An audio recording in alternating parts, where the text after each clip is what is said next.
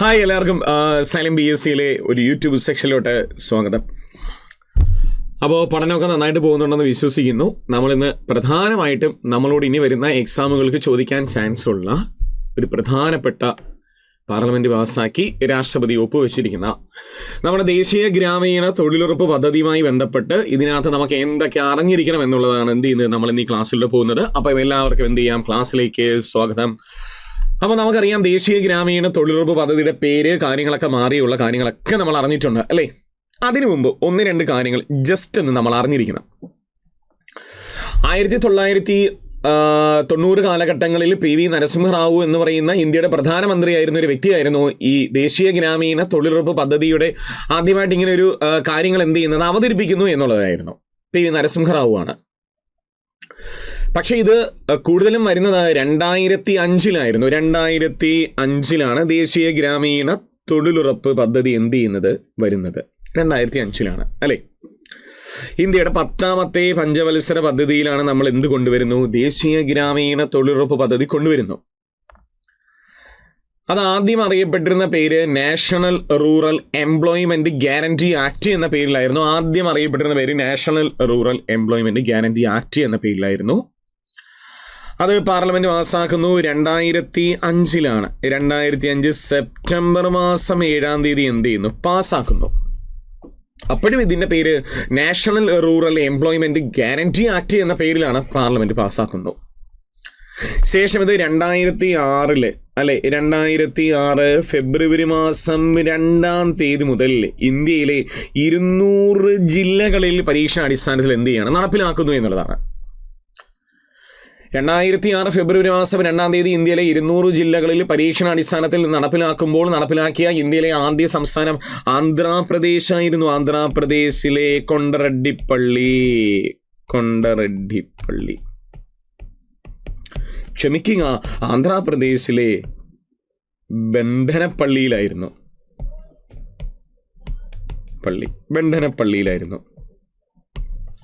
കൊണ്ടറെഡ്ഡിപ്പള്ളിയല്ല, ബെണ്ടനപ്പള്ളിയിലായിരുന്നു. ആന്ധ്രാപ്രദേശിലെ ബെണ്ടനപ്പള്ളിയിൽ. കേരളത്തിലെ 2 ജില്ലകളിൽ ഇത് എന്ത് ചെയ്യുന്നു, നടപ്പിലാക്കുന്നു. കേരളത്തിലെ 2 ജില്ലകളിൽ നടപ്പിലാക്കി. അതിലൊന്ന് വയനാട്, PSC ചോദിച്ചു. മറ്റൊന്ന് പാലക്കാട് അല്ലേ. വയനാട്, പാലക്കാട് ജില്ലകളിലാണ് ഇത് നടപ്പിലാക്കുന്നത്. അങ്ങനെ 200 ജില്ലകളിൽ കേരളത്തിലെ 2 ജില്ലകളുണ്ടായിരുന്നു, വയനാടിലും പാലക്കാടിലും.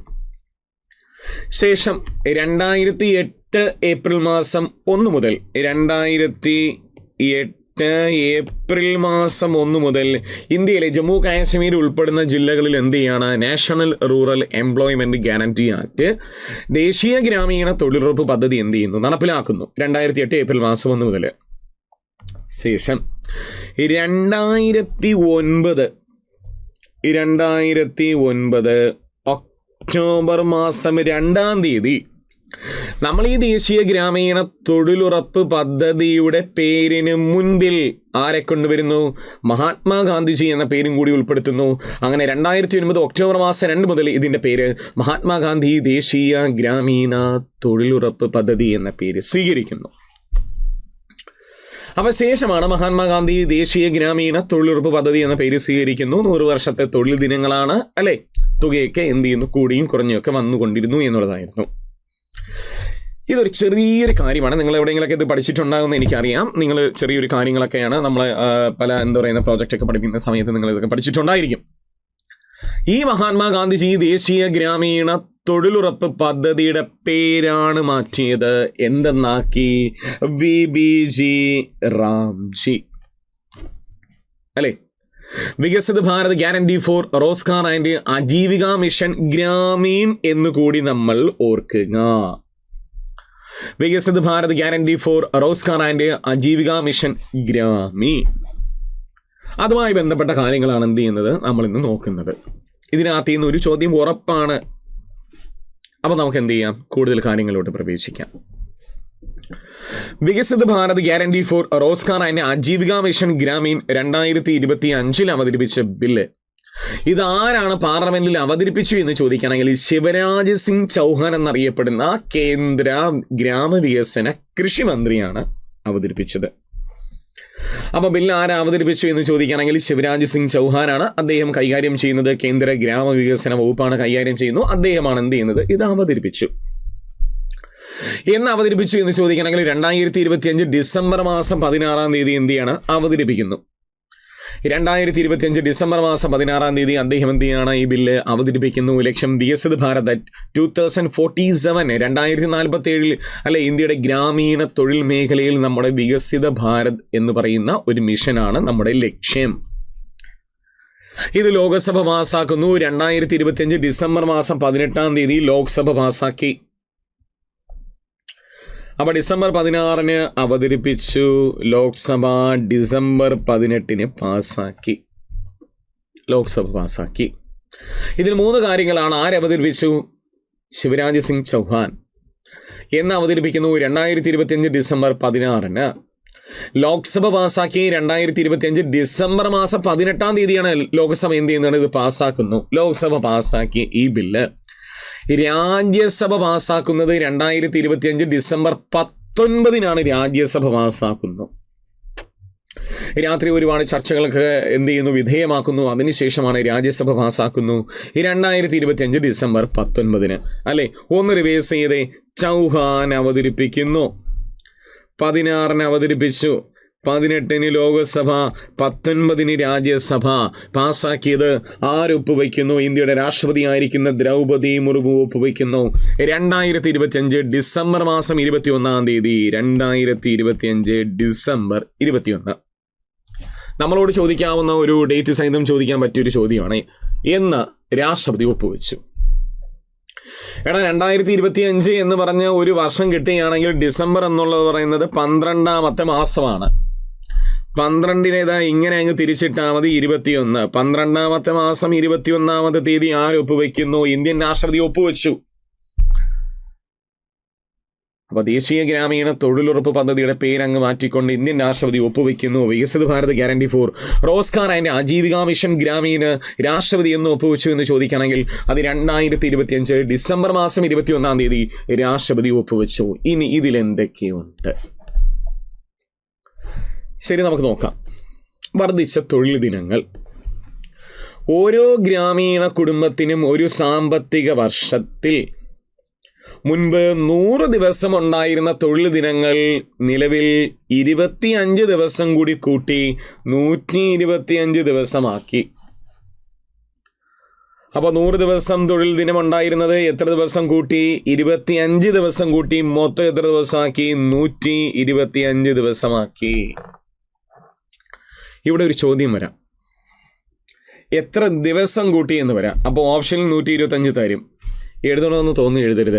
എത്ര ദിവസമാണ് കൂട്ടിയത്? 25 ദിവസം കൂട്ടി. ആകെ എത്ര ദിവസമായി? 125 ദിവസം.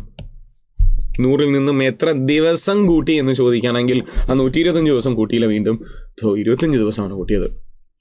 അപ്പോൾ ഓരോ ഗ്രാമീണ കുടുംബത്തിനും ഒരു സാമ്പത്തിക വർഷം 125 ദിവസത്തെ വേതന തൊഴിൽ എന്ത് ചെയ്യുന്നു? ഉറപ്പ് നൽകുന്നു. പഴയ 100 ദിവസത്തിൽ നിന്നും എത്ര ദിവസം കൂട്ടിയെന്ന് നമ്മൾ പഠിച്ചു? 25 ദിവസം കൂട്ടിയെന്ന് നമ്മൾ പഠിച്ചു. തൊഴിലാളി പ്രോത്സാഹനം. അതിലവർ പറഞ്ഞിരിക്കുന്നു, ആദ്യമായിട്ട് ജോലി നേടുന്നവർക്ക് 6 മാസത്തിന് ശേഷം 7500 രൂപയും, സാമ്പത്തിക സാക്ഷരതാ പരിപാടി പൂർത്തിയാക്കി കഴിഞ്ഞാൽ അടുത്ത് വീണ്ടും എന്ത് ചെയ്യുന്നു? ഒരു 7500 രൂപയും നൽകി അങ്ങനെ 15000 രൂപ എന്ത് ചെയ്യുന്നു? വർഷം നൽകുന്നു. എല്ലാ വർഷവും ഇല്ല, സാമ്പത്തിക പരിപാടി പൂർത്തിയാക്കി കഴിഞ്ഞാൽ അങ്ങനെ ഒരു വർഷം 15000 രൂപ അവർക്ക് നൽകുന്നു. 125 ദിവസത്തെ തൊഴിൽ ദിനങ്ങൾ കൊടുക്കുന്നു, 15000 രൂപ കയ്യിൽ കിട്ടുന്നു. ദാ നോക്കിക്കോ, ഗ്രാമീണ ആസൂത്രണം നടപ്പിലാക്കുന്നു. വികസിത ഗ്രാമപഞ്ചായത്ത് പ്ലാനുകൾ വഴി പ്രാദേശിക തലത്തിൽ ആസൂത്രണം നടത്തുകയും ദേശീയ മാസ്റ്റർ പ്ലാനുമായിട്ട് എന്ത് ചെയ്യുന്നു? ഇത് സംയോജിപ്പിച്ചു വരുന്നു എന്നുള്ളതാണ്. അപ്പോൾ ദേശീയ ഗ്രാമീണ തൊഴിലുറപ്പ് പദ്ധതി പ്രാദേശിക തലത്തിൽ എന്ത് നടപ്പിലാക്കിയിരുന്നാലും ഇന്ത്യയുടെ പ്രധാനമന്ത്രിയുടെ ഓഫീസുമായി ഇത് കണക്ട് ചെയ്യുന്നു. PM ഗതിശക്തി പ്രോജക്റ്റുമായി എന്ത് ചെയ്യുന്നു? ഇത് കണക്ട് ചെയ്യുന്നു എന്നുള്ളതാണ്. അതും നമുക്ക് പ്രധാനമാണ്. 125 ദിവസം PM ഗതിശക്തി പ്രോജക്റ്റുമായിട്ട് എന്ത് ചെയ്യുന്നു? ഇത് സംയോജിപ്പിക്കുന്നു. 15000 രൂപ ആദ്യമായിട്ട് ജോലി നേടുന്നവർക്ക് അല്ലേ, സാക്ഷരതാ മിഷൻ കൂടി പൂർത്തിയാക്കി കഴിഞ്ഞാലേ ഉള്ളൂ എന്നുള്ളതാണ് അതിൽ നൽകിയിരിക്കുന്നു. സമയബന്ധിത വേതനം. 7 ദിവസത്തിനുള്ളിൽ നൽകണം അല്ലേ? തൊഴിലുറപ്പിന് പോയി കഴിഞ്ഞാൽ 7 ദിവസത്തിനുള്ളിൽ എന്ത് ചെയ്യണം? വേതനം നൽകണം.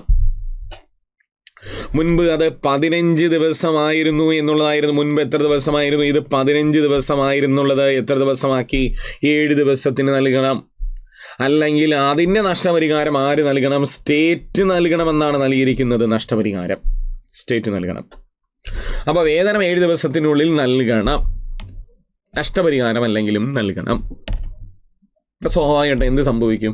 വേതനം 7 ദിവസത്തിനുള്ളിൽ നൽകുമെന്നുള്ളതാണ്. നമുക്ക് നേരത്തെ തൊഴിലുറപ്പിന് അറിയാം, ജോബ് കാർഡുകൾക്ക് പകരം ഗ്രാം ഗ്യാരണ്ടി കാർഡുകൾ നൽകുന്നു. ജോബ് കാർഡിന് പകരം എന്ത് നൽകുകയാണ് പിള്ളേരെ? ഗ്രാം ഗ്യാരണ്ടി കാർഡുകൾ നൽകുന്നു എന്നുള്ളതായിരുന്നു. വേതനം 7 ദിവസത്തിനുള്ളിൽ നൽകണം. നേരത്തെ 15 ദിവസമായിരുന്നു. ജോബ് കാർഡുകൾക്ക് പകരം ഗ്രാം ഗ്യാരണ്ടി കാർഡുകൾ നൽകുന്നു. 100 ദിവസം എന്നുള്ളത് 125 ദിവസമാക്കിയിരിക്കുന്നു. ഇനി സംസ്ഥാനങ്ങൾ 10% വിഹിതം വഹിച്ചിരുന്നത് 40%. അതായത് നേരത്തെ 100 രൂപ കിട്ടിയിരുന്നു എങ്കിൽ 90 രൂപ കേന്ദ്രവും 10 രൂപ സംസ്ഥാനവുമായിരുന്നു. ഇനി 60 രൂപ കേന്ദ്രത്തിൽ നിന്നും 40 രൂപ സംസ്ഥാനം, അതാണ് 60:40 എന്ന റേഷ്യോയിൽ കൊണ്ടുവന്നു. അപ്പോൾ സംസ്ഥാനങ്ങൾ 10% വീതം വഹിച്ചിരുന്നത് 40%. പക്ഷേ വടക്ക് കിഴക്കൻ സംസ്ഥാനങ്ങളിലും ഉത്തരാഖണ്ഡിലും ഹിമാചൽ പ്രദേശിലും ജമ്മു കാശ്മീരിലും പഴയതുപോലെ എന്ത് നിലനിർത്തി? 90% നിലനിർത്തി എന്നുള്ളതാണ്. അപ്പോൾ വടക്കിഴക്കൻ സംസ്ഥാനങ്ങളിലും ഉത്തരാഖണ്ഡിലും ഹിമാചൽ പ്രദേശിലും എന്ത് തന്നെയാണ്? 90% നിലനിർത്തി. അപ്പോൾ കേരളത്തിൽ എത്രയാണ്? 60:40 എന്ന് പറയുന്ന റേഷ്യയിൽ പോകുന്നു. നമ്മൾ നോക്കി വെച്ചു. 15 ദിവസങ്ങൾക്കകം തൊഴിൽ നൽകാനായില്ലെങ്കിൽ ഗുണഭോക്താക്കൾക്ക് തൊഴിലില്ലായ്മ വേതനം സംസ്ഥാന സർക്കാർ നൽകണം. കൊള്ളാം. സ്റ്റേറ്റ്മെന്റിലായിരിക്കും വരുന്നത്. ചോദ്യങ്ങളൊക്കെ സ്റ്റേറ്റ്മെന്റിലായിരിക്കും.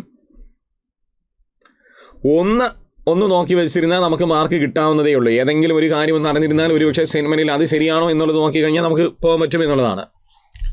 100 ദിവസം 125 ദിവസമാക്കി. 7 ദിവസത്തിനകം നമ്മൾ എന്ത് നൽകണമെന്ന് പറഞ്ഞിരിക്കുന്നു? തൊഴിൽ നൽകണം അല്ലേ?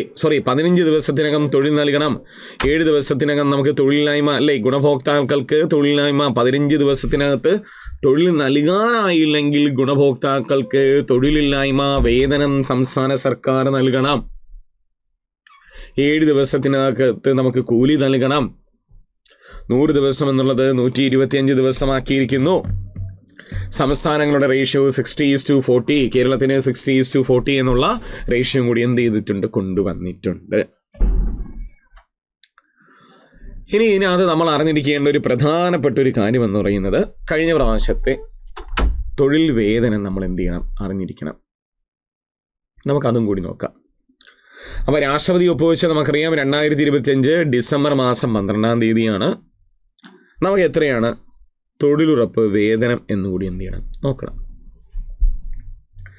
ദേശീയ ഗ്രാമീണ തൊഴിലുറപ്പ് പദ്ധതിയുടെ 2025-2026 സാമ്പത്തിക വർഷത്തിലെ ആകെ വേതന നിരക്ക് ചോദിക്കുകയാണെങ്കിൽ അത് 2.7%. പക്ഷേ അത് ഇന്ത്യയുടേതാണ്. നമുക്ക് കൺഫ്യൂസ്ഡ് ആവരുത്. ഏകദേശം ഒരു ഇന്ത്യയാണ്. ഇന്ത്യയിലാകെ വേതന നിരക്കാണ് 2.7%. ഇന്ത്യയിലാകെ വേതന നിരക്കാണ് 2.7% എന്ന് പറഞ്ഞിരിക്കുന്നത്. ഏറ്റവും കൂടുതൽ വേതനം നൽകുന്ന സംസ്ഥാനം ഏതെന്ന് ചോദിച്ചാൽ ഹരിയാന. ആനയ്ക്ക് 4 കാലുണ്ട്. 400 രൂപ. ഏറ്റവും കൂടുതൽ ഹരിയാനയ്ക്കാണ് പിള്ളേരെ 400 രൂപ. സിക്കിമിലെ 3 ഗ്രാമപഞ്ചായത്തുകൾക്കാണ് 2ാം സ്ഥാനം വന്നിരിക്കുന്നത്. യാങ്ടങ്, ലാച്ചങ് എന്ന് പറയുന്നിടത്ത് 389 രൂപ സിക്കിം. കുറവ് ചോദിക്കുകയാണെങ്കിൽ എവിടെയാണ്? അരുണാചൽ പ്രദേശിനാണ് കുറവ്. അരുണാചൽ പ്രദേശിനോടൊപ്പം കുറവുള്ള ഒരു സംസ്ഥാനമുണ്ട്, നാഗാലാൻഡ്. അപ്പോൾ 2 സംസ്ഥാനങ്ങളിൽ ഏറ്റവും കുറവ്. കൂടുതൽ വരെയാണ് ഹരിയാനയ്ക്ക് 400 രൂപയാണ് കുറവ്. 2 സംസ്ഥാനങ്ങൾക്കാണ്, അരുണാചൽ പ്രദേശിനും നാഗാലാൻഡിനും കുറവാണ് 241 വീതം. കൊള്ളാം. ഇതൊരു തൊഴിലുറപ്പ് നടക്കുന്ന ഒരു സ്ഥലമാണ് അല്ലേ. തൊഴിലുറപ്പ് നടന്നുകൊണ്ടിരിക്കുമ്പോൾ നാഗങ്ങൾ വരുന്നതായിട്ട് നമ്മൾ ശ്രദ്ധയിൽപ്പെട്ടിട്ടുണ്ട്. നാഗമെന്ന് പറഞ്ഞു കഴിഞ്ഞാൽ പാമ്പാണ് അല്ലേ. പാമ്പ്, നാഗം വരുന്നു. സ്വാഭാവികമായിട്ടും നാഗങ്ങൾ വരുന്നത് ഇങ്ങനെയാണ്. നാഗം വരുന്നു എന്ന് ചിന്തിക്കുക. ഇങ്ങനെ വരുന്നു. ഓക്കെ. നാഗം വരുമ്പോൾ അവിടെയുള്ളവരെല്ലാം നാഗത്തിനെ ഒട്ടിച്ചു വിടില്ലേ. നാഗത്തിനെ ഒട്ടിച്ചു വിടുമ്പോൾ ചൽ ചൽ ചൽ ചൽ ചൽ ചൽ അല്ലേ. അപ്പോൾ അവിടെ അധികം പണി നടക്കൂല പാമ്പ് വരുന്നത് കൊണ്ട്. സോ നമുക്ക് 2 ചെല്ലുണ്ട്. ഹിമാചൽ പ്രദേശുമുണ്ട്, അരുണാചൽ പ്രദേശ്. അതുകൊണ്ടാണ് ഈ നാഗം വരുന്നത് ഇങ്ങനെ, പാമ്പ് ഇങ്ങനെ വരച്ചത്. ഈ 2 ചെൽ അരുണാചൽ, മറ്റൊന്ന് നാഗം വരുന്നു നാഗാലാൻഡ്. എത്ര? 241. അതല്ലേ നമ്മളിവിടെ പഠിച്ചത്, 241. അപ്പോൾ ദേശീയ ഗ്രാമീണ തൊഴിലുറപ്പ് പദ്ധതിയുടെ 2025-2026 സാമ്പത്തിക വർഷത്തിലെ വേതന നിരക്ക് 2.7%. കൂടുതൽ ഹരിയാന 400, കുറവ് 2 അരുണാചൽ പ്രദേശിലുമുണ്ട്, നാഗാലാൻഡിലുമുണ്ട്. എത്രയാണ്? 241. നമുക്ക് വേണ്ടത് കേരളം എത്രയാണെന്ന് ചോദിക്കുകയാണെങ്കിൽ 369 രൂപയാണ് കേരളത്തിൻ്റെ വേതന നിരക്ക്. 369 രൂപയാണ് കേരളം. 369 കേരളം അല്ലേ. 369 രൂപ. ഫാൻസി നമ്പറാണ് പഠിക്കാൻ. 369 ഞാനും എഴുതി. ഒരു 33 2 3 6 3 9. മമ്മൂട്ടിയുടെ കാറിൻ്റെ നമ്പർ 369. പിന്നെ നമ്മൾ പഠിച്ചിട്ടുണ്ട് ടെസ്ല കോഡൊക്കെ 369 ടെസ്ല കോഡ് അല്ലേ. ഈ 2024-2025 സാമ്പത്തിക വർഷത്തിൽ നമ്മുടെ വേതനം എത്രയായിരുന്നു? 346 എത്ര കൂട്ടി? 23 രൂപ കൂട്ടി. അങ്ങനെ എത്രയാക്കി? 369 എത്ര കൂട്ടി? 23 രൂപ കൂട്ടി. ഞാൻ കൂട്ടിയത് എന്താ എഴുതാൻ പോകുന്നു? എത്ര കൂട്ടി? 23 രൂപ കൂട്ടി അല്ലേ. നമുക്കതിങ്ങനെ കിട്ടും. 23 രൂപ കൂട്ടി. എത്രയാക്കി? 369 അപ്പോൾ എത്ര ശതമാനത്തിൻ്റെ വർധനമാണ് ഉണ്ടായി എന്ന് ചോദിച്ചാൽ 6.65% വർധനവ്. അത് ഞാൻ എഴുതാൻ പോകുന്നു. 6.65% വർധനവ്. അതിങ്ങനെ എഴുതാം. 6.65% വർധനവ്. അപ്പം നിലവിലെ വേതന നിരക്ക് 369. എത്ര രൂപ കൂട്ടി? 23 രൂപ കൂട്ടി. എത്ര ശതമാനത്തിൻ്റെ വർധനമാണ്? 6.65% വർധനമാണ്. മലയാളികളെ പോലെ തന്നെയാണ് ലക്ഷദ്വീപിൽ നിന്നും നമുക്കിവിടെ വന്ന് എക്സാം എഴുതുന്നവരുണ്ട് അല്ലേ. അങ്ങനെ PSC ഒന്ന് മാറ്റി ചിന്തിക്കുന്നു. ലക്ഷദ്വീപിലെ വേതന നിരക്ക് അങ്ങ് ചോദിക്കാം. ലക്ഷദ്വീപിൽ 336 വേതനം. 336. അത് നമ്മൾ അറിഞ്ഞിരിക്കാൻ എന്തുണ്ട്? സിമ്പിൾ. എഴുതുന്ന നോക്കിക്കോ. കേരളം 369. ആ 369 ഫ്രണ്ടിൽ ഒരു 3 ഇട്ടാൽ ലക്ഷദ്വീപായി 336. കിട്ടിയില്ലേ? കേരളം നോക്കൂ 369, ലക്ഷദ്വീപ് നോക്കൂ 336. കിട്ടിയില്ലേ? കേരളം 369, ലക്ഷദ്വീപിനെ പിടിക്കൂ 336. ലക്ഷദ്വീപ് കഴിഞ്ഞു. അപ്പോൾ എന്ന് രാഷ്ട്രപതി ഒപ്പുവെച്ചു എന്നുള്ളതൊന്ന് ഓർത്ത് വെച്ചുകൊള്ളുക. ആരാണത് പാർലമെൻറ്റിൽ അവതരിപ്പിച്ചു എന്ന് ഓർത്ത് വെച്ചുകൊള്ളുക. എത്ര ദിവസം? 125 ദിവസമാണ് തൊഴിലുറപ്പ് നൽകുന്നു. എത്ര ദിവസം? 125. അപ്പം പണിയിൽ നിന്നും എത്ര ദിവസം കൂട്ടി? 25 ദിവസം കൂട്ടി അല്ലേ. എന്ത് ചെയ്യുന്നു? പറഞ്ഞിരിക്കുന്നത് 15 ദിവസത്തിനുള്ളിൽ എന്ത് ചെയ്യണം? തൊഴിലുകൾ നൽകണമെന്ന് നൽകിയിരിക്കുന്നു അല്ലേ. 15 ദിവസത്തിനുള്ളിൽ എന്ത് ചെയ്യുന്നു? തൊഴിലുകൾ നൽകാനായില്ലെങ്കിൽ സംസ്ഥാന സർക്കാർ അതിന് വേതനം നൽകണമെന്ന് പറഞ്ഞിരിക്കുന്നു അല്ലെ. 7 ദിവസത്തിനുള്ളിൽ എന്ത് ചെയ്യുന്നു? തുക നൽകണം എന്നും നൽകിയിരിക്കുന്നു എന്നുള്ളതാണ്. അതിന് അല്ലെ നേരത്തെ 15 ദിവസമായിരുന്നു. ഇതൊക്കെ എന്ത് ചെയ്യുമെന്ന് നോട്ട് ചെയ്ത് വെച്ചോളുക. തീർച്ചയായിട്ടും ഇനി വരുന്ന എക്സാമിന് എന്ത് ചെയ്യാം? ഈ വക ചോദ്യങ്ങളൊക്കെ PSC നമ്മളോട് ചോദിക്കുന്നതായിരിക്കും. അതിലൊന്നും യാതൊരു സംശയം വേണ്ട. അപ്പോൾ നമുക്ക് മറ്റൊരു ക്ലാസ്സുമായിട്ട് എന്ത് ചെയ്യാം? വീണ്ടും കാണാം. അതുവരെ എല്ലാവർക്കും thank you. All the best. Thank you Malaya. Thank you.